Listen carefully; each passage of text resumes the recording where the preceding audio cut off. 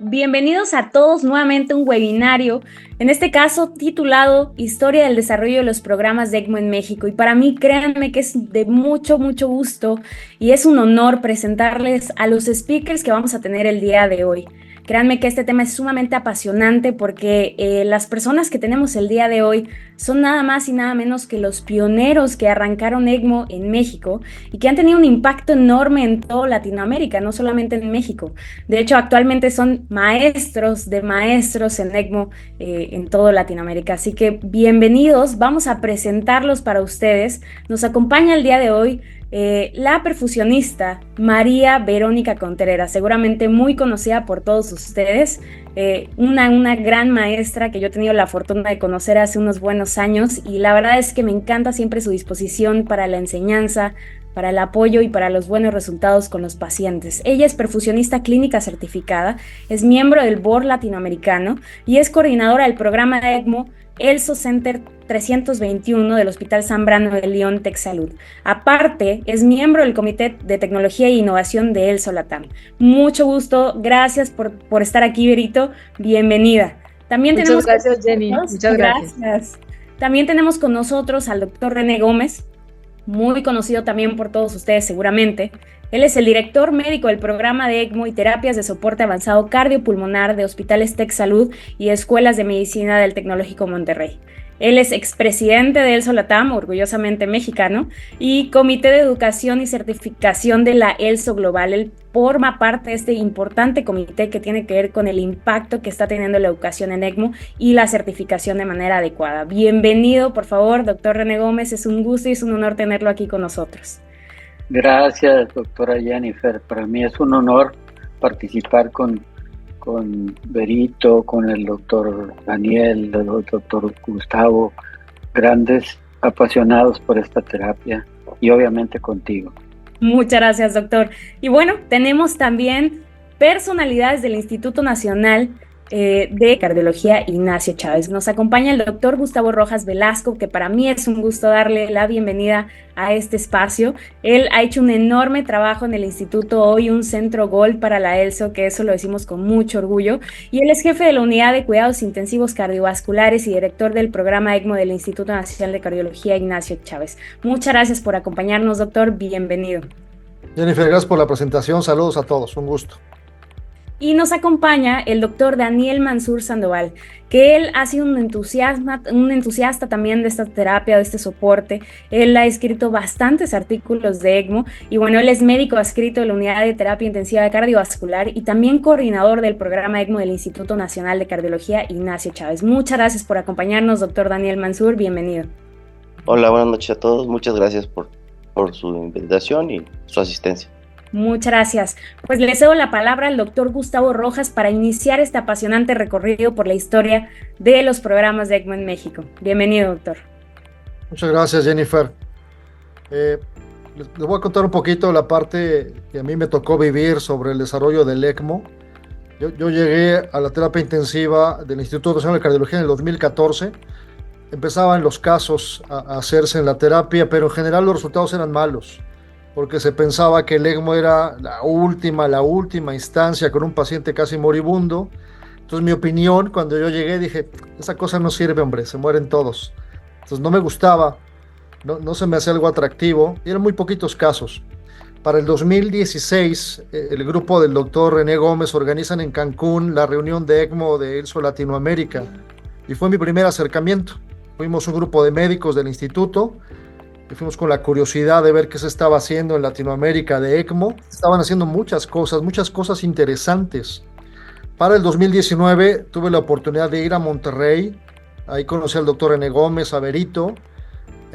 Tomé su curso y me di cuenta que era otra cosa. O sea, no era lo que yo había visto. Tenían buenos resultados, tenían equipos bien organizados, tenían enfermeras, perfusionistas, ECMO especialistas bien entrenados. Entonces era otra historia.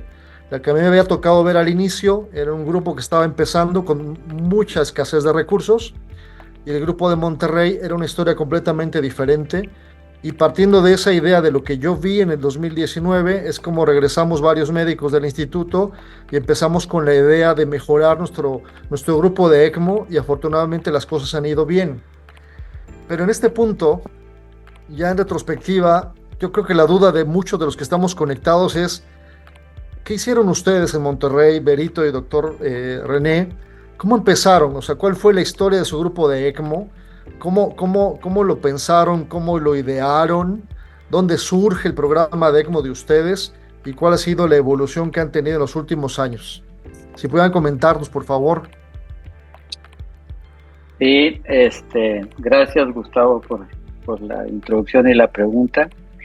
Y bueno, yo creo que la inquietud de ECMO surge allá en 1988 en una reunión de la Academia Americana de Pediatría en Estados Unidos, en Boston. Vi una plática ahí. Yo mi práctica era sobre cuidados intensivos pediátricos y neonatales, y vi una plática que decía ECMO en recién nacidos, doctor Robert Bartlett. Y yo había leído algo en algún artículo, déjame ir a ver de qué se trata. Y entonces presenta los primeros casos, aquellos de la publicación del 85, tenía poco. La doctora Pearl O'Rourke también acababa de presentar 19 casos, y entonces me impresionó que esos bebés que nosotros veíamos que se morían cuando llegaban a ciertos evolución, pues estaban de 19, de 20 que habían puesto, 19 estaban vivos. Dije, caray, esto es impresionante, ¿verdad? Tenemos que hacerlo en otros lugares. Y entonces, pero yo desconocía cuál era la tecnología, qué es lo que implicaba todo esto, ¿no? Así que me acerqué con el doctor Bartlett, ahí tenía mucha gente, y esperé a que hubiera la oportunidad para preguntarle algunas cosas y pedirle ir a dar una visita. Entonces ahí surge el interés. Pero estuvimos buscando cómo desarrollarlo, cómo hacerlo. No teníamos los avances tecnológicos que tenían. Me acerqué a algunos perfusionistas. Estaba Berito ahí con Mario Sponda. Sponda había sido el profesor de perfusión en Monterrey, era un ingeniero biomédico, y empecé a platicar con él. Oye, tenemos que hacer esto, mira. Entonces, pues ahí logramos que Mario se fuera 6 meses al Hospital de Niños de Boston a hacer perfusión en ECMO, y ahí empieza toda la aventura, ¿verdad? Berito ahí se integra también. Empezamos a tener nuestros primeros casos, ¿no? Recuerden que la terapia de ECMO se inició en adultos, pero los resultados fueron muy malos, y entonces cuando la publicación de Sopol en 1977-78, en el que la mortalidad era igual con ECMO y sin ECMO en los pacientes con falla respiratoria hipóxica, pues se abandonó en los adultos, ¿verdad? Pero los recién nacidos habían mostrado buenos resultados, y así que ahí empezamos, y estos eran nuestros primeros casos, ¿verdad? Si se fijan ahí con oxigenadores de silicón y intercambiadores de calor fuera del oxigenador, tecnología salida del bypass cardiopulmonar. Y luego esto fue en recién nacidos. También empezamos con niños. La siguiente, ahí estamos con un niño, ahí está Berito. Ahí estoy. 1994. 1994, así es. Esta jovencita que está aquí al lado izquierdo es Berito, y el que está ahí arriba es Mario Sponda, ¿verdad? Y el que tiene pelo allá y oscuro, ese soy yo. La siguiente. Pero bueno, luego seguimos evolucionando y nos metimos al mundo de los adultos. Yo la verdad es que les tenía mucho miedo a los adultos, porque mi entrenamiento inicial no había sido ese, ¿no? Y nos empezaron a llamar porque los pacientes que tenían influenza se morían, mucha gente joven, y empezamos a tener los primeros casos, ¿no? Y esos primeros casos, el primer caso de hecho que tuvimos de adultos salió vivo, y luego el segundo caso también salió vivo. Entonces ya empezábamos a integrar más gente. Ya en estas eran las épocas del 2012, 2013. 2012. ¿Cuál, Berito? 2012, ajá, así es. 2012, ¿verdad? Así es. Y bueno, muy entusiasmados con la terapia porque sí era una impresión para nosotros que definitivamente un paciente que se estaba muriendo, que estaba moribundo, que ya todo el mundo había tirado la toalla, pues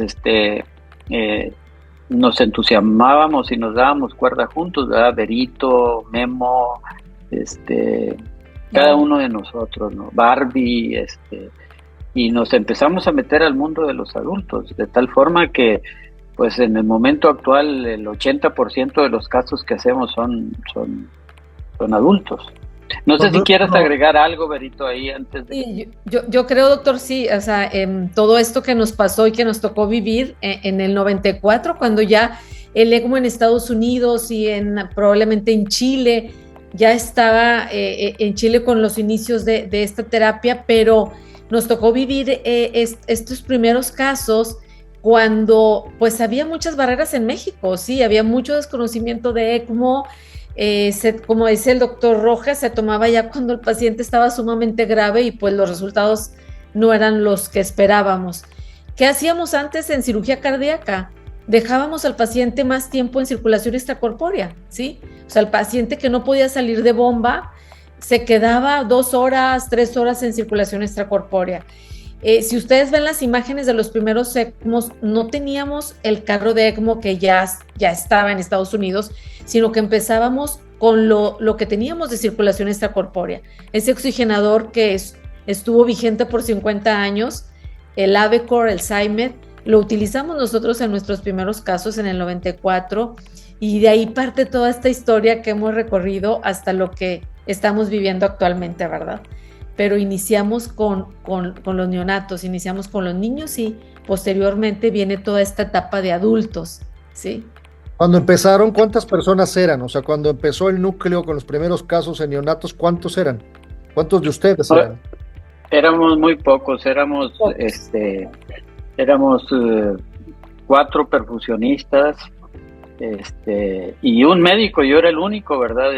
Y a los cirujanos que nos ayudaban a canular, pero ellos nos canulaban y se iban, y yo tenía guardia 24/7, ¿verdad? Todos los días.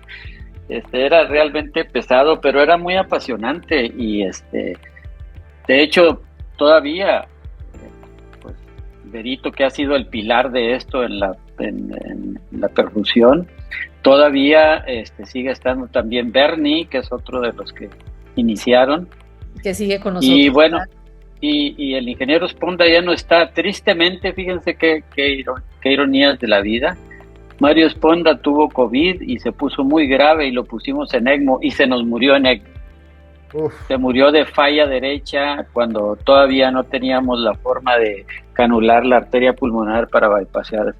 Lo pusimos en veno arterial, pero luego vinieron complicaciones, veno arterial, y luego hubo complicaciones, y tristemente lo teníamos despierto, él estaba consciente, él participaba, opinaba.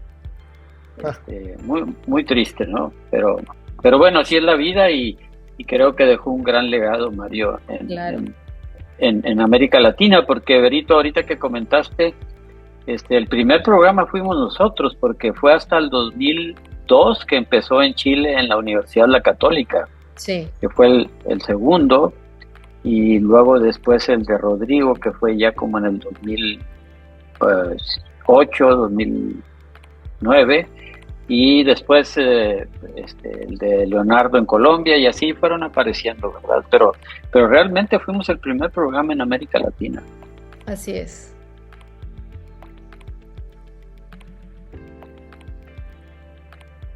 Ese fue uno de nuestros primeros transportes. Ahí fuimos a traer una paciente por vía terrestre, unos 220 kilómetros de aquí de Monterrey. Fuimos creo que fue un 25 de diciembre. Fue nuestro primer transporte. Traslado terrestre. Impresionante, doctor, cómo han crecido. ¿Cuántos años pasaron a que tuvieran ya la capacidad y el entrenamiento para poder hacer un primer traslado terrestre? Si nos puede compartir ahí un poquito cómo tuvo que desarrollarse el equipo. Pues bueno, eso fue en la segunda etapa, cuando volvimos hicimos un programa ya de educación para todo el personal de enfermería, para personal de perfusión, para paramédicos también, esos chicos que están atrás, paramédicos, ellos también tomaron nuestro curso, y eso fue en el 2012. Entonces ya hicimos un programa formal y ya formamos este programa, pues alrededor de unas 14 gentes, ¿verdad? Porque insistíamos mucho, Berito y yo, que teníamos que prepararnos, que teníamos que hacer un curso de entrenamiento. Uno de los consejos que me dio el doctor Bartlett fue ese: tienes que hacer un curso de entrenamientos para toda la gente si quieres que esto sea un programa exitoso, ¿no? Entonces lo hicimos y creo que en el primer curso tuvimos como 20 gentes, ¿no, Berito? Yo no recuerdo aproximadamente 20, 25 entre personal médico, cirujanos cardiovasculares, perfusionistas, enfermeras, neonatólogos, neonatólogas, paramédicos, y fue una integración pensando en todos los que participaban en el programa, ¿sí? O sea, en cada uno del personal médico que nosotros íbamos a integrar. Sí. Buenísimo. ¿Qué nos pueden compartir de esta imagen? Bueno, ese fue precisamente el primer traslado que hicimos. Era una paciente muy gordita, con una influenza. Bueno, en ese entonces batallábamos mucho para que los intensivistas nos llamaran, de adultos, ¿no? Les decíamos, oye, ya salió el estudio el de TealSpeak, que mostraba que los adultos también tenían mejor sobrevida. Insistíamos mucho y yo daba pláticas en las sociedades de medicina crítica, y me tocó en ese diciembre dar una plática a la sociedad al Colegio de Cuidados Intensivos de aquí de Nuevo León, y en ese iban los residentes de los diferentes hospitales también a esas sesiones. Entonces, esta paciente estaba en Reynosa y la hermana era novia de uno de los residentes. Cuando fue a visitarle en Navidad y vio que se estaba muriendo, dijo, yo acabo de oír una plática que pueden sobrevivir estos, ¿no? Y él era residente de cuidados intensivos, y esta mujer se estaba muriendo, estaba con saturaciones de 70, ¿verdad? Con unos pulmones blancos. Entonces nos habló y fuimos a Reynosa por ella, y ahí es ya cuando salió de ECMO, ¿verdad? Ya tiene traqueostomía ahí, ¿verdad? Y estaba cercana a irse a su ciudad. Este fue el primer traslado. Como les digo, Dios nos ayudó porque los primeros casos fueron casos exitosos, y entonces los adultos empezaron a creer en esta terapia. Dijeron, caray, oye, sí es cierto, ¿no? Y nos empezaron a llamar cada vez más. Buenísimo. Y fue motivación también, Jenny, para el grupo, ¿sí? O sea, que los pacientes salieran adelante, se decanularan, se pudieran dar de alta, era también tanto motivante para el grupo médico que estaba viendo que el ECMO estaba funcionando, como para nosotros como grupo, sí era motivante. Totalmente, Berito. Bueno. Esa foto anterior es también otro de nuestros tratados iniciales, ¿no? Sí. Ahí el doctor Quesada sin canas, ¿verdad? Y yo también, miren el bigote oscuro todavía, ¿verdad? Eran uno de los primeros traslados que hacíamos también. La verdad es que estuvimos muy activos en los traslados ya desde el 2012, 2014. Y esa que pusiste, esa diapositiva es muy interesante, porque aquí es cuando ya formamos nuestro programa de educación. Si te fijan en el extremo superior izquierdo, es que empezamos ya a tener un programa completo de educación, a estructurarlo. Fuimos a la ELSO, lo presentamos porque ya había algunos cursos en la ELSO, pero todavía no existían los endorsements de la ELSO, ¿verdad? Los hacía la ELSO nada más, pero no existían. Entonces ya íbamos y formamos nuestro programa y empezamos lo llevamos a Estados Unidos a ver qué sugerencias nos hacían, y lo empezamos a estructurar.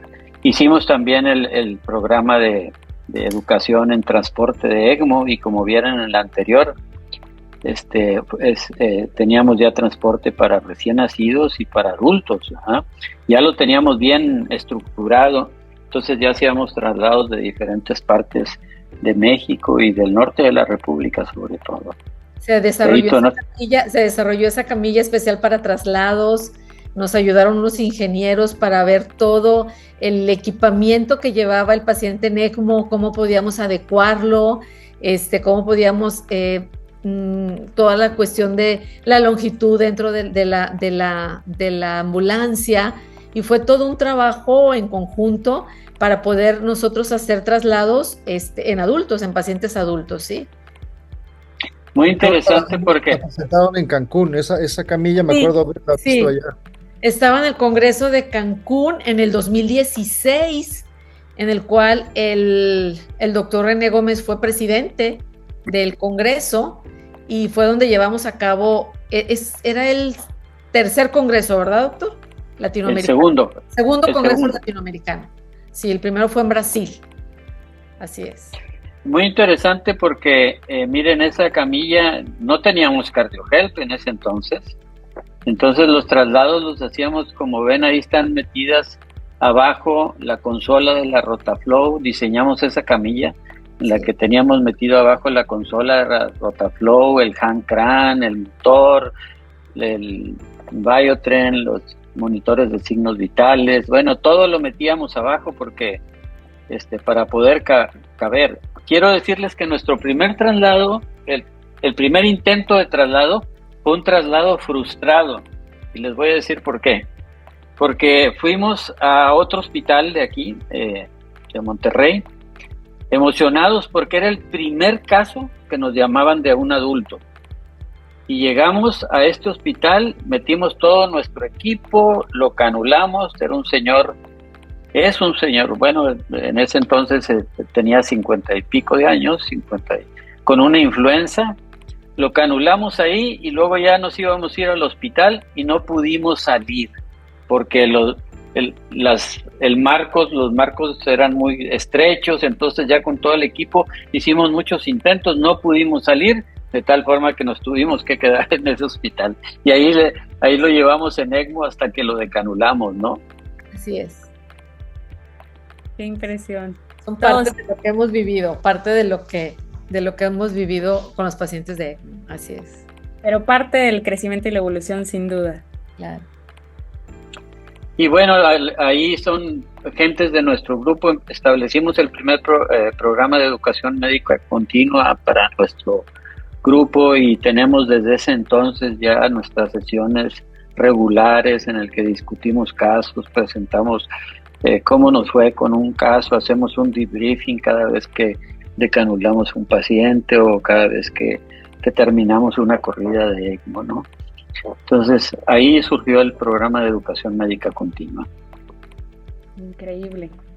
¿Qué nos podrían compartir de ese impacto de hacer un debriefing de cada caso? Porque yo creo que eso es algo que a veces desestiman muchos grupos, pero yo creo que es algo fundamental en el crecimiento caso a caso. Entonces, ¿qué nos podría compartir sobre eso, doctor? Pues yo creo que es la única forma de, si hubo algún error, alguna omisión, o si fue un caso de éxito, es la única forma de aprender y de reafirmar que lo que se hizo estuvo bien, o que hubo cosas que se pudieron haber hecho mejor, o que hubo cosas que no se hicieron bien. Con mucha honestidad, cada uno de nosotros pues buscamos tener una crítica constructiva a cada una de nuestras decisiones, porque mucho de lo que se vive en ECMO son decisiones, y uno de los problemas más importantes que vemos en muchos lugares es que siempre hay una lucha de poderes a veces con los integrantes de un programa de ECMO, ¿no? De que alguien quiere demostrar que sabe más que el otro, y o que el perfusionista sabe menos que el médico, o que la enfermera no se equivocó, y eso es un gran problema, ¿no? Una de las cosas que hemos buscado a través de muchos años es formar estos equipos empoderando a cada uno de los miembros. Tan importante es la enfermera como el perfusionista, como cada uno de los médicos. Entonces, este tipo de sesiones son muy importantes porque cuando alguien cometió una decisión o hizo una decisión no bien tomada y tuvo consecuencias de eso, pues todos aprendemos de ella, no por sancionar a alguien, ¿no? Pero todos aprendemos de ella, ¿no? Totalmente, bien importante. Berito, no sé si quieras comentar algo de eso, o Sí, Gustavo, o doctor Mansur, ¿verdad? Si quieren comentar sobre estas cosas, ¿no? Sí, yo creo que esta parte que comenta el doctor René es muy importante y no es solamente en el aspecto médico, o sea, sesionar casos clínicos, tanto los exitosos como aquellos que no fueron, que hubo algún detalle, que hubo alguna situación, y no solamente en el aspecto médico, también en el aspecto de perfusión, de las enfermeras ecmólogas, participamos todos, ¿sí?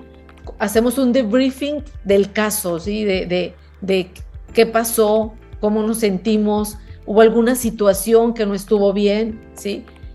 Se decidió bien el cambio de membrana en cuanto a lo del circuito me refiero. Entonces todo este debriefing es muy importante, es la forma que uno va a crecer, es la forma que uno madura toda esta parte del grupo ECMO, ¿verdad? del grupo de todos los que participamos en el programa, definitivamente. Seguramente a Gustavo y al doctor Mansur les ha tocado vivir estas situaciones, ¿verdad? Y yo creo que también nos retroalimentaría mucho, Gustavo, si comentas en este proceso que ha sido después para ustedes, pero que seguramente lo han estado viviendo, ¿no? De decisiones, doctor Rojas, de decisiones también. Es un grupo y de repente a lo mejor uno no están de acuerdo en cierta decisión con el paciente, en toda esa parte que es importante. Sí, yo creo que para todos la gente que estamos haciendo ECMO en el país o en otras zonas de Latinoamérica, la parte del análisis final del caso es muy enriquecedor, porque ahí ves qué hiciste bien, qué hiciste mal y cómo vas a mejorar para un caso subsecuente. Entonces, sin duda, cada vez que se termina un caso, revisar minuciosamente qué se hizo con ese paciente y sobre todo buscar qué se hizo mal para mejorarlo en el siguiente caso, siempre es enriquecedor para los grupos, siempre. Totalmente, y tomando en cuenta que aparte ECMO es sumamente dinámico y yo podría decir que no hay caso perfecto, ¿están de acuerdo? Ustedes que tienen tanta experiencia, ¿podrían decir que hoy en día sus casos son perfectos? No, bueno, ha sido una evolución no solo en el aspecto tecnológico, sino en el aspecto del conocimiento. Ustedes saben que la fisiología del paciente en ECMO es diferente al paciente que no está en ECMO, ¿no? Entonces hay muchas cosas que se van aprendiendo conforme pasa el tiempo, con la experiencia, en asistir a foros donde presentan casos similares, estadísticas, resultados, etcétera, etcétera. Entonces es un constante aprendizaje, ¿no? Y es una evolución, y es una ciencia como, digo, un área de la medicina crítica que es muy absorbente, que requiere un manejo multidisciplinario en forma coordinada. Entonces, es como como comentó Gustavo, es muy enriquecedor hacer un análisis después de cada uno de los casos, ¿no? ¿Cómo ha crecido el grupo al grado de que, bueno, se han vuelto líderes referentes y hoy en día tienen un curso o un diplomado desde hace mucho tiempo y sumamente exitoso, ¿no? Entonces, ¿qué impacto tiene la educación hoy en ECMO, ¿no? Justamente lo que estábamos viendo. Si nos pueden compartir un poquito de cómo ha evolucionado este proceso que han tenido.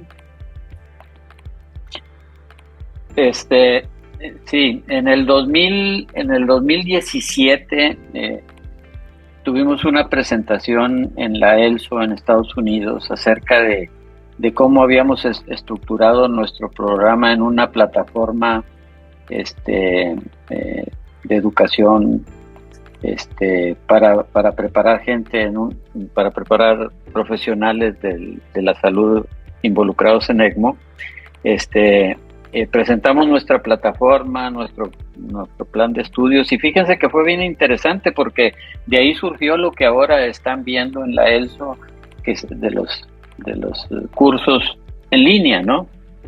Entonces, también en el 2018 empezó a haber los endorsements para la certificación de la ELSO con los pasos 1, 2 y 3. Entonces, aplicamos en ese entonces y nos dieron el endorsement para el Step 1 y el Step 2, que pues es el único curso de América Latina con esos dos endorsements, con el 1 y con el 2. Y son muy pocos en el mundo que lo tienen. Entonces, eso también nos ha obligado a que tengamos que estudiar para hacer los cursos, que tengamos que prepararnos para hacer los cursos, que aprendamos a enseñar, que a veces queremos enseñar solo como dando clases, ¿no? La enseñanza del adulto es diferente, hay que involucrarlo en él y que haga un análisis de cada uno de los profesionales en esto. Entonces, pues eso ha sido un proceso de aprendizaje también. Y actualmente ya tenemos desde el 2017, creo, con el endorsement. Así es. Y una gran participación de todos nuestros médicos y perfusionistas. Y quiero que sepan que quien más aprende de esto somos nosotros mismos, ¿no? Entonces... Sí, ha sido una experiencia increíble los cursos, el conocer a tanta gente que viene, Jenny, gente de diferentes países de Latinoamérica, ¿sí? Colombia, Panamá, Ecuador, Honduras, y es muy gratificante esa retroalimentación que hay con los alumnos, y algunos ya están haciendo ECMO, otros es su primera experiencia en ECMO, y es muy bonito cómo después nos hablan de cómo integraron sus equipos ellos después de que vinieron a nuestro curso. Es una comunicación continua con ellos y es una experiencia realmente increíble. Pues mira, yo creo que el mejor ejemplo es el del Instituto Nacional de Cardiología, sí, con el doctor Gustavo Rojas, con el doctor Daniel Mansur y el grupo que están ahí, ¿verdad? Que ya tienen un premio a la excelencia por la ELSO, y que pues yo me recuerdo, Gustavo, cuando viniste a nuestro curso, pues se veía el gran interés que tenías en aprender, pero todavía no había mucho conocimiento de esto, ¿verdad? Y toda la gente que ha venido del instituto, ¿verdad? Y ahora ves que son completamente diferentes, ¿verdad? Cómo han avanzado, cómo han podido hacer muchas cosas, cómo se ha repercutido en la sobrevida de los pacientes, ¿verdad? ¿Cuál es la imagen que le han dado a todo el país? Porque el Instituto Nacional de Cardiología es un instituto muy prestigioso, y si ellos están haciendo esto y tienen un premio a la excelencia, también despierta el interés por otros grupos. Entonces, cada vez hay más gente interesada en esto, ¿verdad? Y eso es bueno, que tengan estos cursos para que no lo hagan en una forma improvisada, porque el ECMO es una navaja de dos filos. Puede ayudar a muchos pacientes, pero también puede dañar. Entonces, sin duda, el entrenamiento del personal es fundamental. Tomar los cursos que están bien organizados, porque hay muchos cursos de ECMO, todos obviamente con la mejor intención de entrenar a la gente, pero sí, los que ya tienen esa experiencia, esa certificación, creo que valen mucho la pena. Yo creo que hoy en día, sin temor a equivocarme, el mejor curso que se tiene sobre ECMO es el que tienen ustedes en Monterrey. Ojalá y se reproduzca y pronto en más ciudades del país tengamos cursos con certificación, con esa expertise, pero mientras, la gente que está empezando los programas de ECMO, sin duda tienen que entrenarse, y sin duda el programa que ustedes llevan en Monterrey es uno de los mejores que tenemos en el país y tal vez en Latinoamérica, de los mejores. Totalmente. Y nunca se deja de aprender, sin duda, creo que esto lo habíamos platicado el doctor Rojas y yo, con un curso no es suficiente, de verdad. Creo que yo soy una apasionada y loca de tomar todos los que hay, y de verdad que en cada uno se aprenden cosas diferentes y tiene mucho que ver con la experiencia de la gente docente de ese curso. Entonces, todos cuentan sus casos, cada país es diferente, las circunstancias, entonces nunca se deja de aprender de ECMO, sin duda. Sí, de acuerdo. Acabamos de vivir una experiencia muy agradable en Cancún hace 2 meses, ¿no, Berito? Fue el Congreso Mundial. El Congreso Mundial de Cuidados Intensivos Pediátricos. Y nos invitó una amiga que muy interesada en la enseñanza de Estados Unidos, la doctora Heidi Dalton. Me dijo, oye René, va a ser en Cancún, ayúdame a organizar el curso y esto. Le dije, mira, yo me llevo toda mi gente, preparamos los escenarios, estuvimos ahí comunicándonos por Zoom y ya preparamos los escenarios y pues los asistentes eran de todo el mundo, no eran tuvimos 30 y tantos, 39 alumnos en el curso precongreso, y de esos 39 solo 3 hablaban español, o sea, entendían el español. Entonces obviamente que nosotros fue gran parte de nuestro equipo, y era el primer curso que dábamos en inglés, y los comentarios al final del curso fue el mejor workshop, que lo catalogaron así, de hecho la gente de la confederación. Entonces nos animamos ahora, que pensamos abrir el curso a una versión en inglés para tener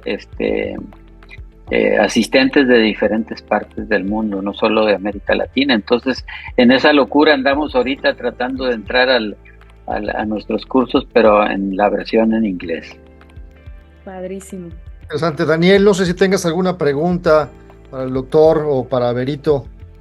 Sí, me gustaría preguntarle a la licenciada Verónica y al doctor René, sí, de los muchos casos que han asistido ya desde el inicio de su grupo, algún caso que particularmente para ustedes haya sido un parteaguas, que haya de alguna manera marcado algún punto de inflexión positiva para ustedes, o algún caso que nos quisieran platicar que pudiera ser enriquecedor para la gente que está con nosotros el día de hoy. Berito. Pues yo creo que hay muchos casos muy, muy, muy interesantes, y muchos casos que nos ha dejado mucha enseñanza, mucha cuestión humana. Yo creo que lo más, personalmente, yo creo que lo más vivido fue en COVID. COVID fue algo fatal para el mundo, ¿verdad? Pero el poder ayudar a mucha gente que requería ECMO, ¿sí? Fue un cambio muy tremendo en el programa, porque nos llamaba gente que al doctor le llegaban llamadas de gente que le decían en los hospitales que requiere ECMO, ¿sí? Y entonces tuvimos varios casos en el programa.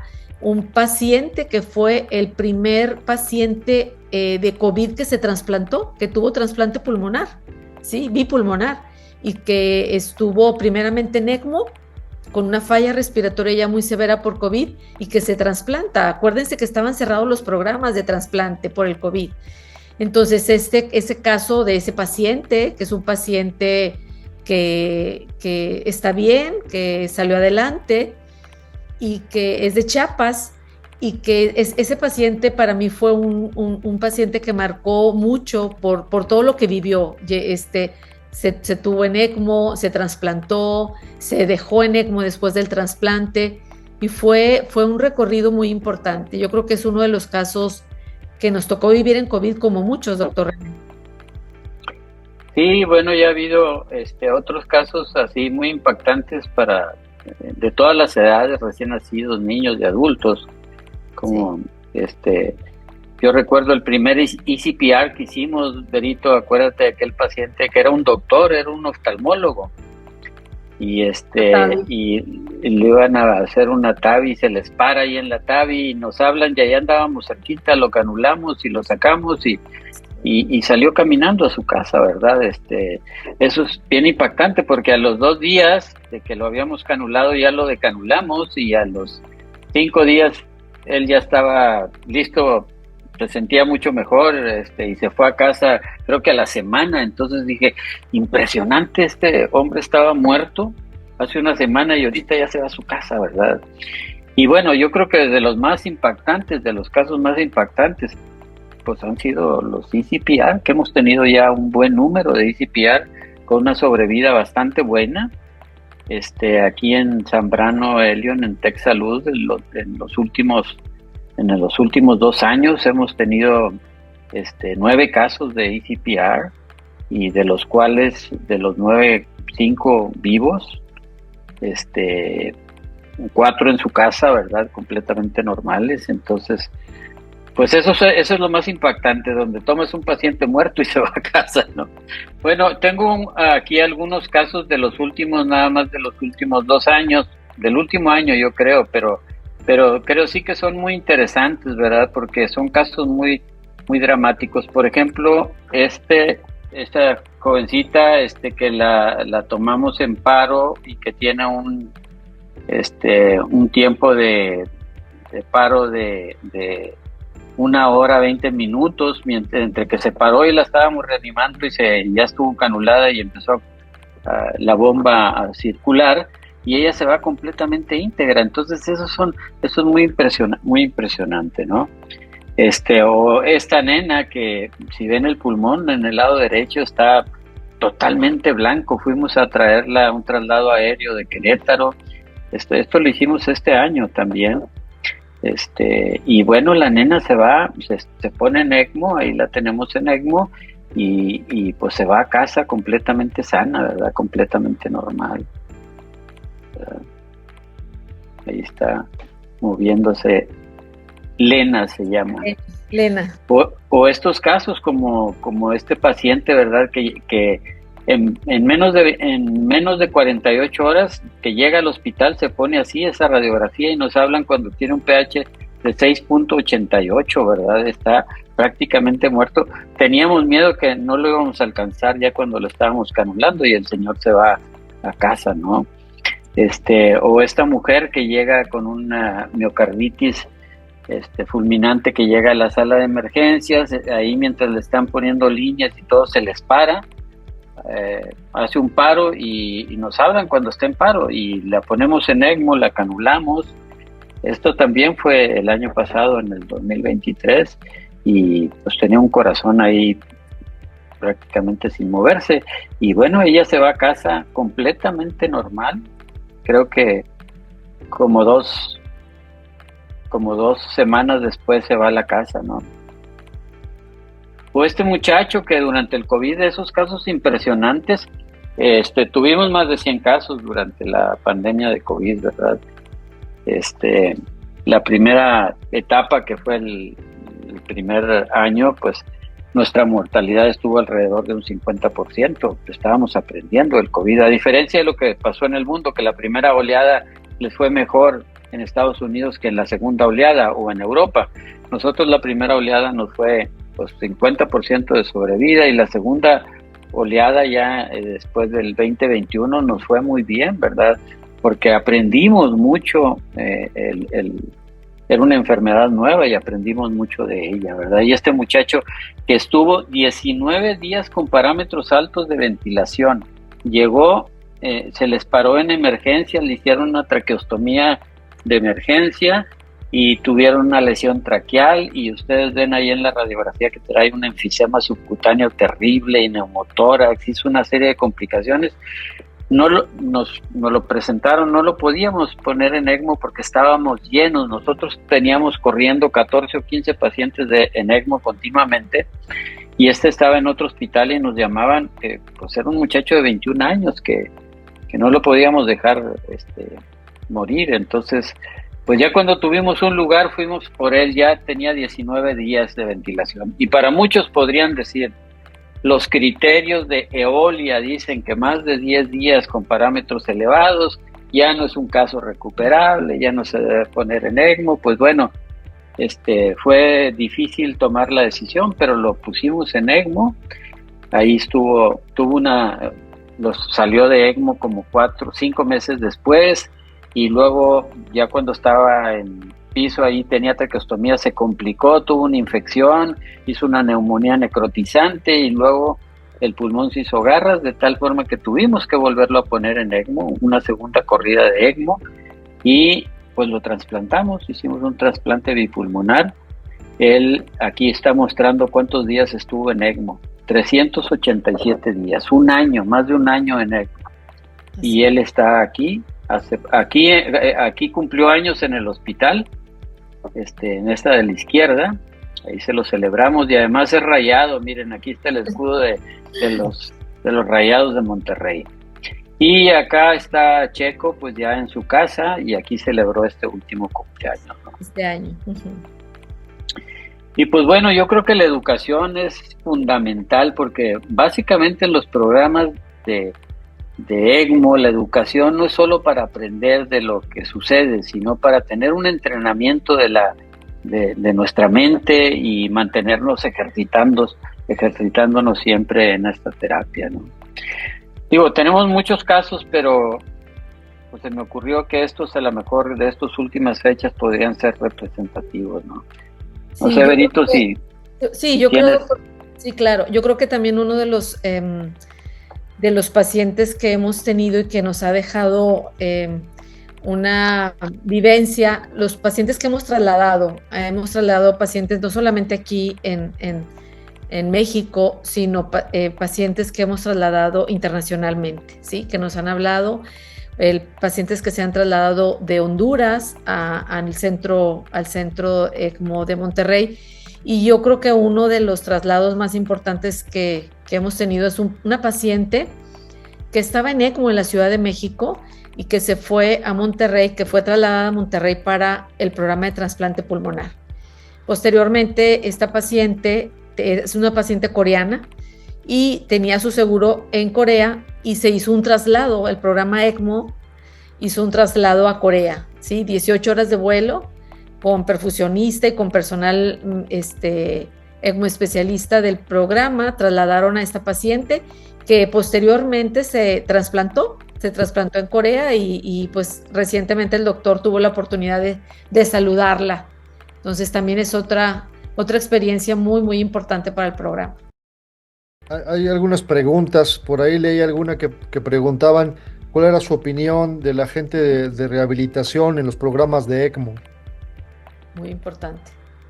Importantísima, creo que no pasé miren, una de las cosas en las que nosotros hemos incursionado o que empezamos desde hace muchos años fue en el paciente despierto, en Awake ECMO, ¿no? Y la rehabilitación de los pacientes.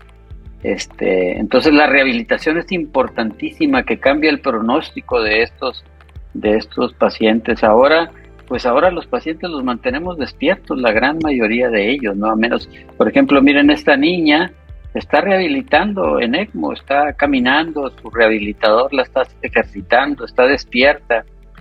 Es una parte muy importante, ha cambiado el pronóstico, porque estos pacientes cuando están bien rehabilitados con ECMOs de 2, 3, 4, 6 semanas, 3 meses, cuando uno los decanula rápido se van tienen buena masa muscular, y su estancia hospitalaria después de ECMO es muy corta, ¿no? Como esta paciente que tenemos aquí, que también es de este año, la dimos de alta hace un par de meses. Miren, ahí está caminando. Su segunda corrida. Es una segunda corrida de ECMO también. Ella tiene una inmunodeficiencia común variable. Y también hemos modificado nuestras canulaciones. Por ejemplo, aquí pueden ver que no se ve ninguna cánula en el cuello. Y lo hacemos precisamente para rehabilitarlos, porque tener una cánula en el cuello a veces les dificulta, no quieren, le tienen miedo moverse, etcétera. Aquí lo hacemos cada vez más frecuente las canulaciones subclavias, ¿no? Femorosubclavias en los venovenosos. Entonces esto les permite tener una movilidad bastante buena, ¿no? Y el personal de rehabilitación que siempre está con ellos. Entonces la pregunta es buenísima, ¿eh? Sí. Paciente despierto y rehabilitado tiene mucho mejor pronóstico que el paciente dormido, sedado, paralizado, ¿no? ¿Esa paciente trae una cánula femoral? ¿Trae una cánula en la pierna? Sí, trae una cánula femoral que es el drenaje y el retorno lo tiene en la subclavia derecha. Aquí lo tiene.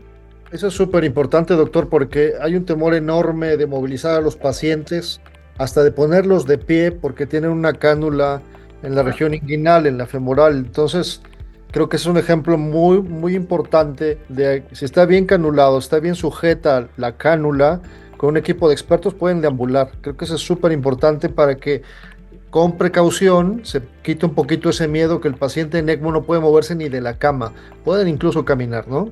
Actualmente, pues prácticamente todos los pacientes en veno venoso que duran más de una semana los paramos, los ponemos a caminar, y también hemos ido cambiando las canulaciones. Por ejemplo, Sergio, ese muchacho que vieron ahí que trasplantamos de pulmones, también tenía una canulación subclavia, ¿no? Y la femoral, bueno, se fija completamente bien y no pasa nada, ¿no? Hay que irle perdiendo el miedo. Desde luego hay que tener el personal bien preparado. Si no se tiene el personal de rehabilitación, de enfermería y perfusionistas bien preparados, pues el riesgo de una complicación, de una decanulación accidental o de una entrada de aire o de cualquier accidente del circuito, ¿verdad? Pues puede suceder. Pero eso también lo hemos hecho no solo en adultos, sino también en recién nacidos. Miren, mantenerlos despiertos. Ven, ese bebé ahí se está moviendo, está despierto. No hemos llegado a extubar recién nacidos. Sí lo hemos hecho en niños, como esa niña que estaba ahí caminando, pero en recién nacidos no lo hemos hecho. Solamente los tenemos despiertos, y miren qué bonito tono muscular tiene ese bebé, ¿verdad? Entonces la rehabilitación y el mantenerlos despiertos, muy importante. Y hablando justamente de la rehabilitación, que creo que también la Wake ECMO también nos da la oportunidad de tener mucho impacto con las familias de los pacientes. Si nos pudieran compartir ahí un poquito qué rol juegan las familias, pues justamente en el proceso que vive el paciente en ECMO, que a veces es muy largo. Pues Berito, Sí, gracias, doctor. Yo creo que esto es sumamente importante. O sea, la comunicación desde el primer día que llega el paciente a estar en ECMO es vital.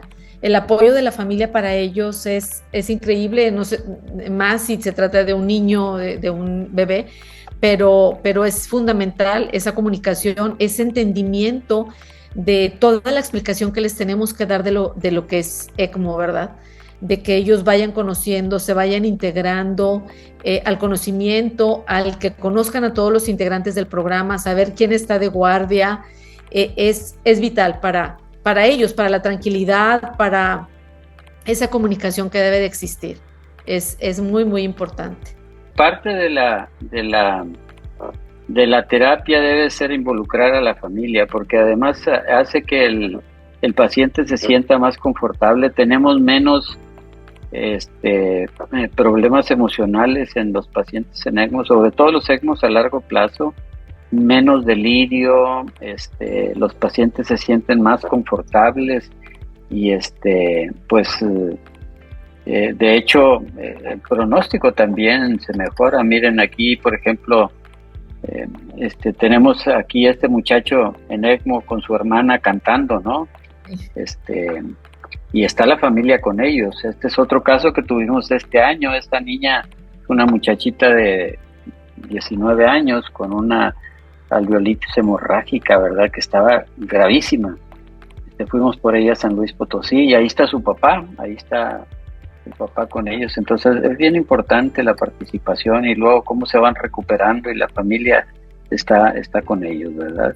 Este es el primer paciente que tuvimos de trasplante bipulmonar que lo rehabilitamos. De hecho, era de los primeros que se mantenían así en el mundo, ¿verdad? Este paciente creo que ahorita debe tener como unos 7 años de trasplantado. Sí, así es. Y él estaba muy, muy, muy mal y lo rehabilitamos también en un tiempo variable y también se fue a casa muy bien. Ese es el que Berito menciona, que es antes de enfermarse era aficionado a las motos y así que cumplió años estando en el hospital. Le regalamos un pastel de Harley Davidson y el señor pues se fue a casa, ¿verdad? Y miren, pues volvió a sus andadas, porque ahí anda en su motocicleta actualmente, ¿no? Ya tiene también unos 3 o 4 años de trasplantado. De hecho, ese caso fue el que publicaron, ¿cierto? Porque fue el primer trasplante bipulmonar en pandemia. Sí. No, ese fue mucho antes. Ese fue una fibrosis pulmonar intersticial. El de Mauricio fue en el 2017. Sí. Buenísimo. Y el otro fue en el 2021, creo, 2020 o 2021. 2021. Me encanta porque aparte me gusta cómo hasta se acuerdan de los nombres de cada uno de sus pacientes, los años, a qué eran aficionados. Ese es el nivel de involucramiento que realmente existe en ECMO, es lo que lo hace tan especial. Y tenemos comunicación con ellos, ellos nos hablan cuando van a consulta, van y nos saludan, estamos en contacto con ellos. Hay preguntas en el panel, hay dos preguntas que creo que son importantes, ¿cuáles son los puntos que se consideran relevantes para el desarrollo de un programa de ECMO? Una pregunta parece que es en hospitales públicos y la otra en hospitales privados. ¿Cuál sería su punto de vista? ¿Cuáles serían las estrategias para desarrollar un programa de ECMO en un hospital privado? Porque hay muchos que obviamente están empezando. En pandemia vimos muchísimos hospitales privados que hicieron ECMO con la mejor intención, pero complicado porque el grupo era nuevo y demás. En su punto de vista, que el desarrollo de su programa ha sido en medio privado, ¿cuál sería la recomendación a la pregunta que nos hacen? ¿Cuáles serían las recomendaciones para el desarrollo de un programa de ECMO en una institución privada? Berito, ¿quisieras empezar? Sí, yo creo, doctor Rojas, la integración del equipo, ¿sí? La integración y la educación del equipo. Yo creo que eso es fundamental.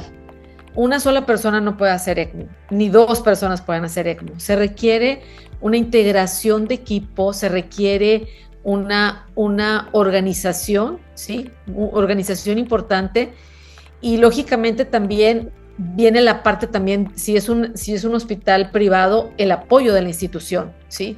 El apoyo de la institución para poder formar este equipo, pero un equipo preparado, un equipo con una preparación en educación en ECMO, ¿sí? Que los integrantes vayan y se preparen a hacer ECMO, ¿sí? Para poder integrarlo. Y lógicamente que haya un líder de este programa, un coordinador para todo lo que se refiere a la integración del personal, a todo el monitoreo de los equipos, toda la adquisición de los equipos, pero yo creo que básicamente una vez que uno ya tiene la integración de la gente que está interesada, de la gente que está motivada, de la gente que tiene pasión por el ECMO, es recibir esta formación, recibir esta educación, y una vez que uno se prepara en ECMO, se integra el programa, yo creo que de ahí puede iniciarse, pero básicamente son esos dos aspectos. Sí, esta terapia, además de ser compleja y demandante, es muy cara. Así es. Es muy cara, los insumos son muy caros, todo lo que se hace relacionado para el soporte del paciente es caro. Entonces, si una terapia es cara y no tiene buenos resultados, empieza a generar problemas tanto en instituciones públicas como en instituciones privadas. De tal forma que la educación, el entrenamiento es fundamental para con los menores recursos tener mejores resultados. ¿A qué voy con esto? Si uno conoce la evolución de la enfermedad y conoces cómo va a evolucionar un paciente que tiene una neumonía viral o una neumonía bacteriana o una neumonía necrotizante en ECMO, cuáles son los días difíciles en ECMO, cuándo es que tienes que tomar ciertos exámenes, cuándo es que tienes que estar haciendo ecos, cuándo es que tienes que hacer un TAC. Si uno va conociendo eso, empiezas a evitar muchos estudios que a veces, el hacerlos muchas veces, es porque no sabes qué está pasando o qué va a pasar. Yo te insisto mucho en el awake ECMO, en el paciente despierto. El paciente despierto te va a decir todo lo que le pasa. El paciente despierto no necesitas estarle tomando una gasometría cada 3 horas o cada 2 horas o cada 4 horas. Es más, hay pacientes que están en awake ECMO que les tomamos una gasometría al día estando en ECMO. ¿Por qué? Porque el paciente está hablando, platicando, pronto si antes me siento bien. Paciente que tiene un CO2 arriba de 60 o que está hipóxico o que está acidótico, no va a estar así. Yo les decía la vez pasada, desde que tenemos pacientes despiertos y que te dicen, a veces cuando los tenías dormidos, de repente te empezaba a bajar el hematocrito y te bajaba el hematocrito y pásale sangre y dónde está perdiendo y por qué más sangre, y lo llevas un TAC 2 días después y te encuentras que hay una hemorragia retroperitoneal, que es una de las complicaciones, ¿verdad? Por la anticoagulación y porque los pacientes se empiezan a mover y sangre el psoas y te hace... pues el paciente que está despierto, que llega a tener una hemorragia desde muy temprano, te dice, tengo un dolor aquí en la espalda, no sé qué me está pasando, me duele. Vas al TAC y ves una cosita chiquita. Le quitas la anticoagulación, empiezas a tomar las medidas y se acabó. Una complicación que podría ser muy grave en algo muy pequeño, ¿no?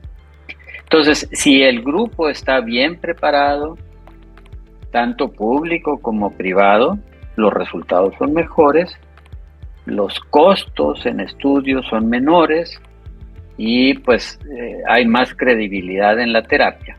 Porque es difícil, a veces nos platican algunos compañeros de otras instituciones o de otros países, inclusive de Centroamérica o de Sudamérica. Oigan, pues es que nosotros empezamos a hacer ECMO y hicimos 1 año y medio nada más, pero ya no estamos haciendo porque ya no nos quisieron dar recursos. Pues resulta que tuvieron 12 pacientes y de esos se murieron 11. Dicen, gasté tanto dinero, mejor lo gasto en otras cosas que pueden tener mejores resultados. Entonces la preparación del equipo es muy importante. Una gran recomendación entonces es la preparación del equipo multidisciplinario en cualquier medio, público o privado. De acuerdo, entonces la verdad es que son 2 situaciones en Latinoamérica, el ECMO que se hace en una institución pública y el ECMO que se hace en una institución privada. A mí me gustaría como que, Daniel, si tú nos comentaras para la gente que nos está escuchando, ¿cuáles serían tus recomendaciones para los hospitales públicos que tenemos menos recursos, que estamos más limitados, incluso en el tipo de pacientes? ¿Cuál sería, de acuerdo a tu experiencia, Daniel, cuáles serían las recomendaciones para formar grupos de ECMO exitosos en hospitales públicos? Sí, gracias, doctor. Pues primero creo que, como comentaba la licenciada Verónica, y hacía mucho énfasis en la parte del entrenamiento, cardiología, en donde estamos nosotros, tenemos la ventaja que es un hospital con cirugía cardíaca y con disponibilidad de circulación extracorpórea y perfusión las 24 horas, lo cual la realidad es que facilita mucho las cosas. Entonces la parte de digamos, el circuito, toda esta parte de los enfermeros especialistas en perfusión estaba bien cubierta. Lo que no estaba bien cubierto era, creo que al revés, era la parte médica. No estábamos nosotros entrenados en esa parte. Entonces creo que aquí el proceso fue un poquito, tal vez, aunque también históricamente, como comenta el doctor René, mucha de esta evolución tiene que ver con el desarrollo de la circulación extracorpórea en cirugía cardíaca y los perfusionistas. Acá en cardio sí, mucho de lo pionero fue perfusión. Entonces creo que en nuestro caso fue más el grupo médico que nos empezamos a añadir, tener los entrenamientos formales y pues obviamente la parte de la transición, por ejemplo, naturalmente al ser nosotros un centro de cirugía cardíaca, pues tendía mucho al ECMO a ser central, la canulación era preferentemente quirúrgica, posteriormente se viró a ECMO periférico, a canulación percutánea y digamos ya pues, las nuevas técnicas de canulación. Yo creo que en cuanto a la parte de profesional sí creo que el profesionalizar a todo el equipo y este concepto que hablaba el doctor René hace un momento del ECMO especialista, que independientemente del perfil de formación intensivista, perfusionista, etcétera, todos debían tener conocimientos generales y estar capacitados para resolver cualquier emergencia médica o relacionada con el ECMO. Yo creo que eso es muy importante. Y lo otro que es muy importante, yo creo que, y eso yo creo que el doctor Gustavo nos podría dar un poquito más de profundidad, es pues justamente la gestión, ¿no? Creo que en parte mucho del éxito y del crecimiento de nuestro programa se ha dado por la gestión, ya que, como comenta el doctor René, pues sí, al principio pues hubo un poco de renuencia viendo pues que teníamos mortalidades elevadas, pero pues eran una sobrevida de 60 de un paciente que tenía 100 de mortalidad de entrada, ¿no? Entonces, el ir demostrando eso, el ir teniendo mejores resultados, el ir teniendo reconocimiento académico, institucional, y pues la parte de gestión de recursos, que creo que ahí el doctor pues puede profundizar un poco más, el doctor Rojas, ya que cuando yo me entrené en cuidados críticos cardiovasculares solamente teníamos un Rotaflow, y actualmente tenemos ECMO Life, tenemos CardioHelp, tenemos Stalker, tenemos Centrimag. O sea, ha habido en un periodo de 5 años ha habido mucho desarrollo en cuanto a eso, y mucho de eso tiene que ver con la parte de la gestión. Muchas gracias, Daniel. Creo que para todos los hospitales públicos el cuesta arriba que tenemos es conseguir el recurso. Lo que les puedo decir es, no se desanimen. Sin duda la terapia de ECMO salva vidas. Tendrán que tocar muchas puertas para que sea más aceptado en sus hospitales, pero no se desanimen. Por lo menos en México, la apertura de la gratuidad nos va a permitir tener más casos en instituciones públicas. Ojalá el recurso nos dure mucho tiempo, pero eso nos puede abrir las puertas a muchos hospitales públicos a tener programas de ECMO decentes, razonables. Doctores, René Ibero, aquí nos preguntan dos cosas importantes. Dicen, ¿tienen una clínica de rehabilitación post-ECMO o cuál es el seguimiento que le dan a los pacientes al egresar de la terapia? Y la otra pregunta, que es de Perú, que creo que aplica para muchos países en Latinoamérica, es ¿cómo le hacen con los seguros médicos? ¿Cómo hacen para que los cubra? La gente de Perú dice es muchas de la gran debilidad de su país, de Perú, pero creo que es para toda Latinoamérica, ¿eh? En la parte privada, las aseguradoras son un problema grave. ¿Cómo lo han resuelto ustedes? Y la parte del seguimiento post salida de terapia. Bueno, la primera pregunta, lo de rehabilitación. Los pacientes, una vez que salen del hospital, continúan en rehabilitación. La gran mayoría de ellos ya están caminando, salen caminando, etcétera, pero tienen que seguir una rehabilitación, sobre todo los post-transplantados, ¿no? Que son los que tuvieron ECMOs más largos. Pero sí, no tenemos dentro, como es un hospital privado, un hospital abierto que recibe de muchos médicos, sí, en el servicio de rehabilitación física, sus médicos tratantes, nosotros vemos al paciente mientras está en el hospital, los damos de alta y lo sigue su médico tratante y lo sigue en rehabilitación. Nosotros no somos el médico del paciente, pero sí hay una clínica de rehabilitación. Lo de los seguros, esto ha sido un dolor de cabeza para nosotros, fue durante muchos años. Ustedes se imaginan en 1994, cuando decíamos que queríamos meter un paciente a ECMO, pues nadie nos entendía. El hospital decía, no, pues ¿qué es eso, verdad? Y el seguro de gastos médicos, nadie sabía de ECMO, nadie sabía de ECMO. Entonces, pues ¿qué vas a hacer? No, que es bypass cardiopulmonar, no, es ECMO, mira que ya hay publicaciones y aquí están y mandándoles. Pues bueno, no nos pagaron. En los primeros años, creo que lo hacíamos por amor al arte, ¿verdad, Berito? Sí, ahí en los casos no había ¿No nos pagaban?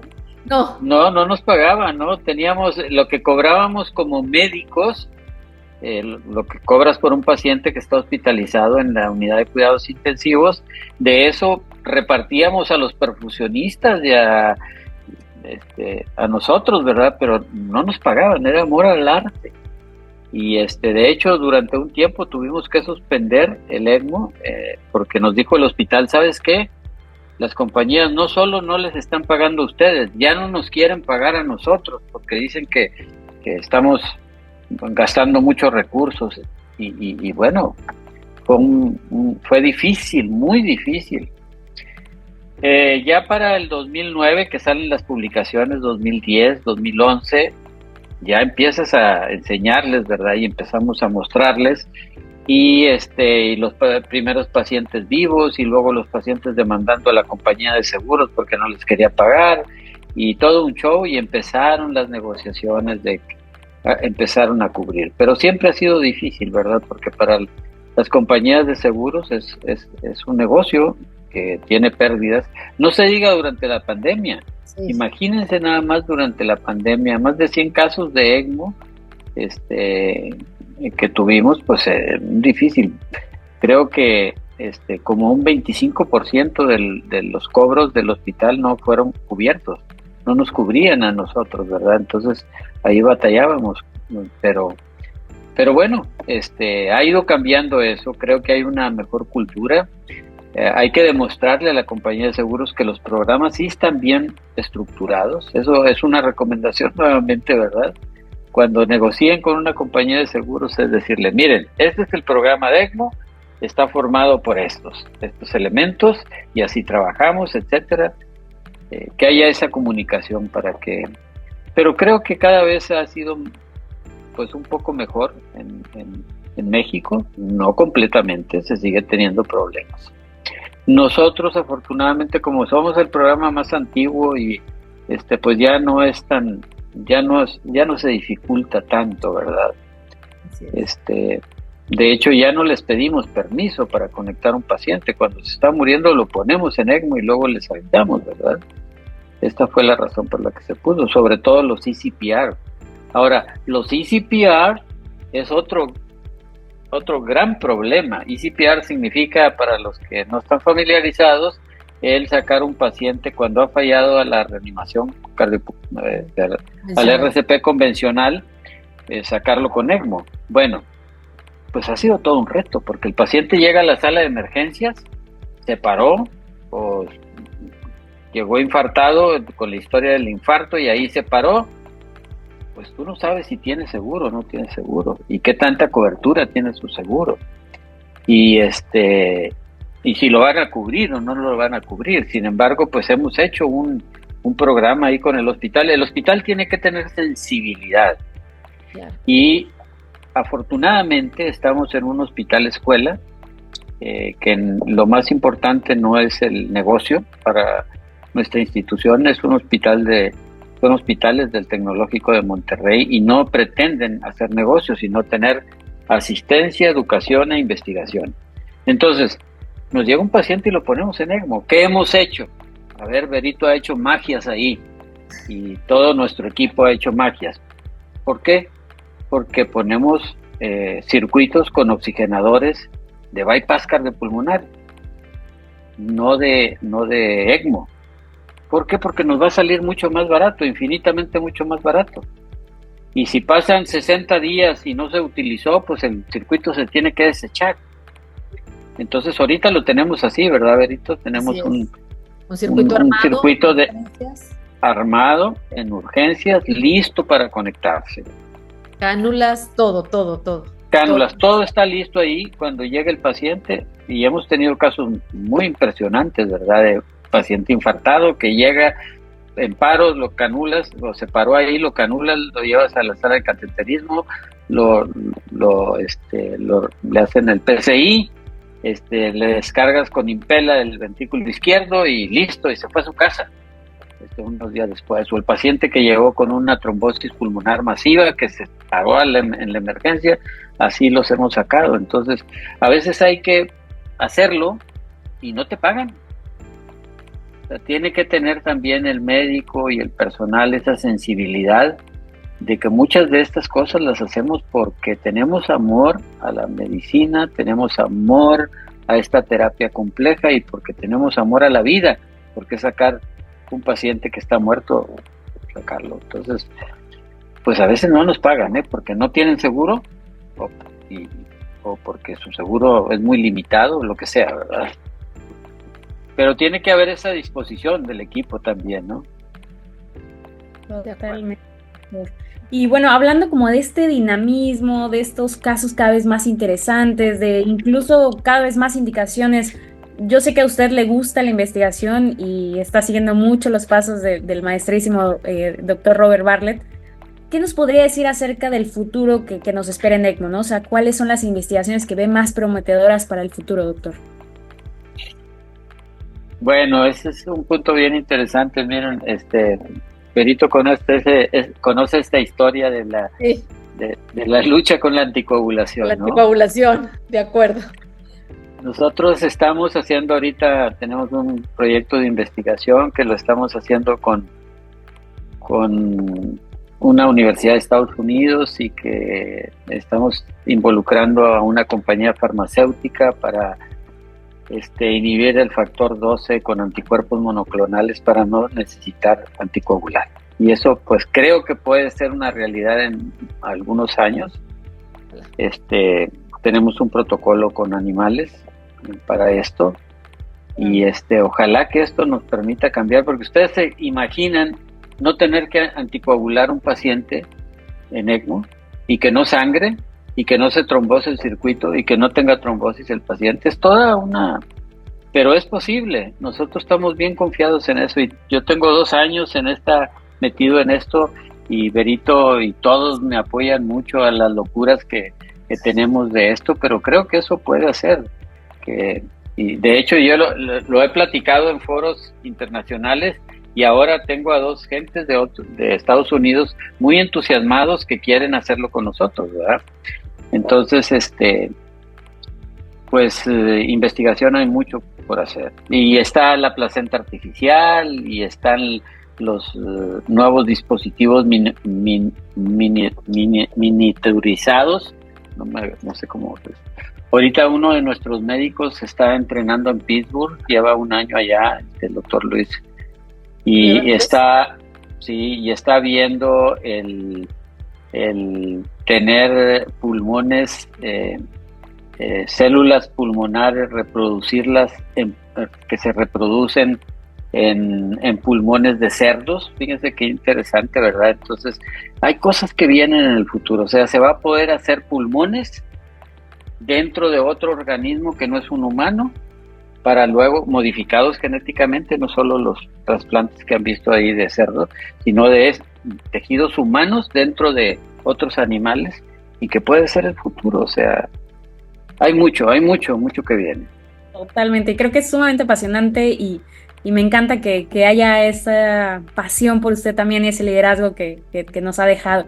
Bueno, pues la verdad creo que nos podríamos quedar aquí toda la noche platicando, pero me gustaría que vayamos a las conclusiones y me gustaría mucho pedirle no solamente al doctor René Gómez y a Berito, sino a los 4, así como en algún momento, en aquellos 90s, doctor, el doctor Robert Bartlett le dio un consejo que yo creo que jamás ha olvidado y que seguramente le ha dado muchos más.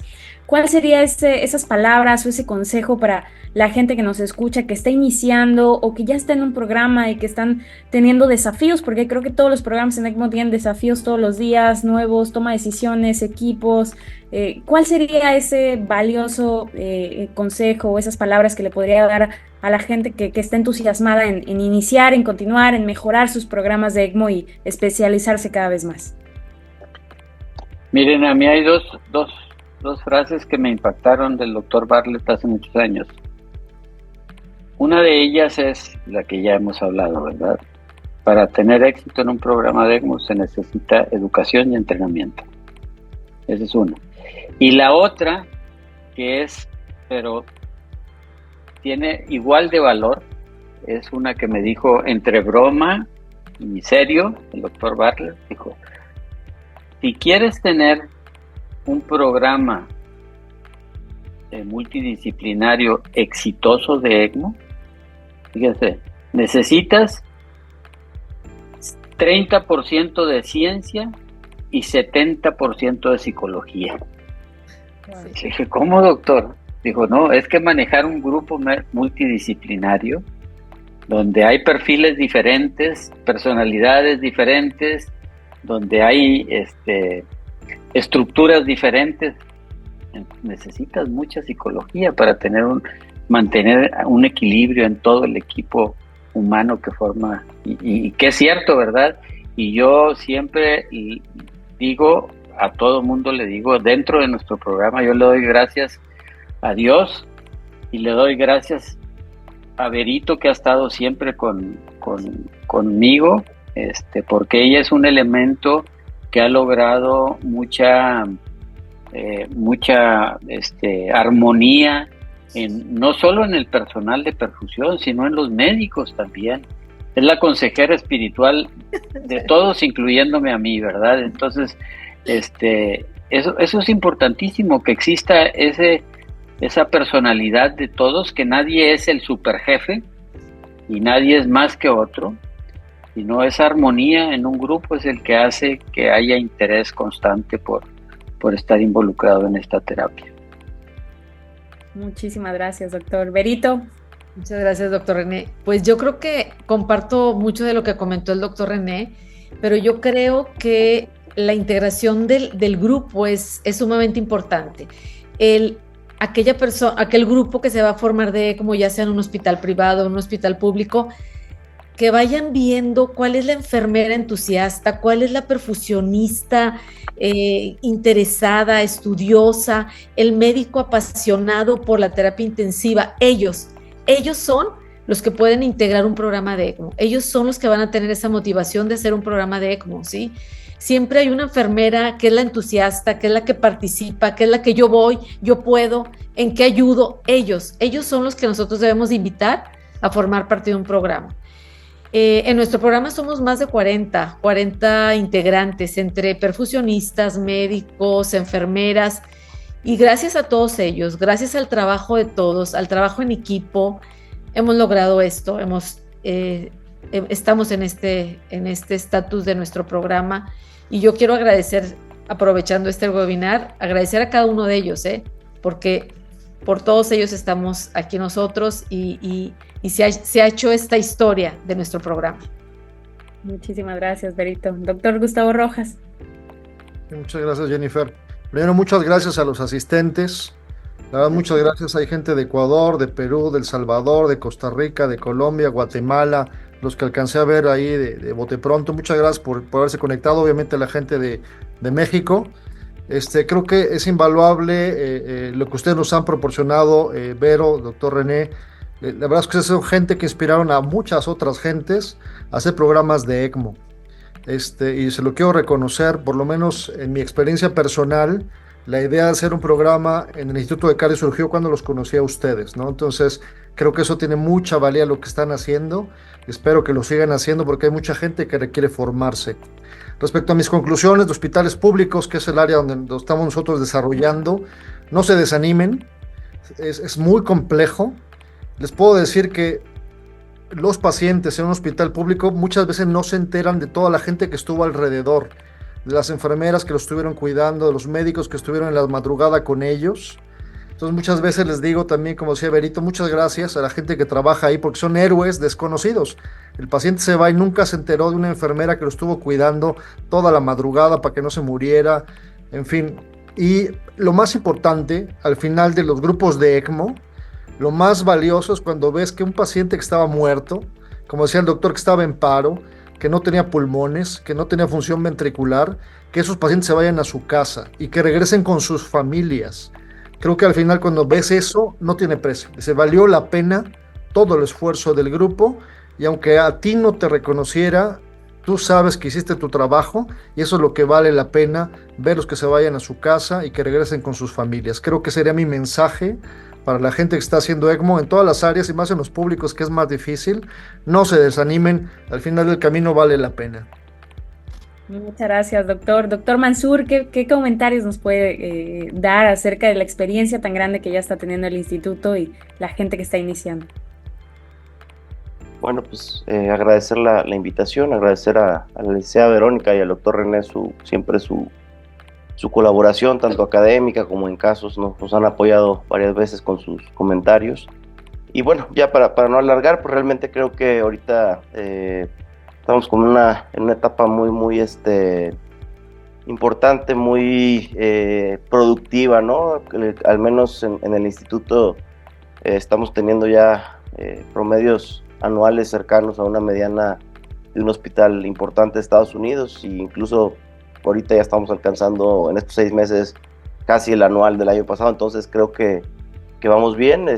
No me gustaría redundar para ya no cansarlos con el tiempo, pero como decía al final el doctor Rojas, creo que esto es básicamente de de no desanimarse, de saber que va a haber casos buenos, casos malos, casos regulares, y que al final hago mucho énfasis en la parte de gestión, porque como al final de cuentas en México sigue siendo algo relativamente desconocido, sobre todo para la parte tal vez administrativa, pues sí hay que ser como muy incisivo en la utilidad para que de esta manera los programas se puedan desarrollar, porque puede haber un hospital donde haya gente preparada, pero pues si no hay el recurso, pues tampoco se va a poder llevar a cabo el programa. Pues muchas gracias.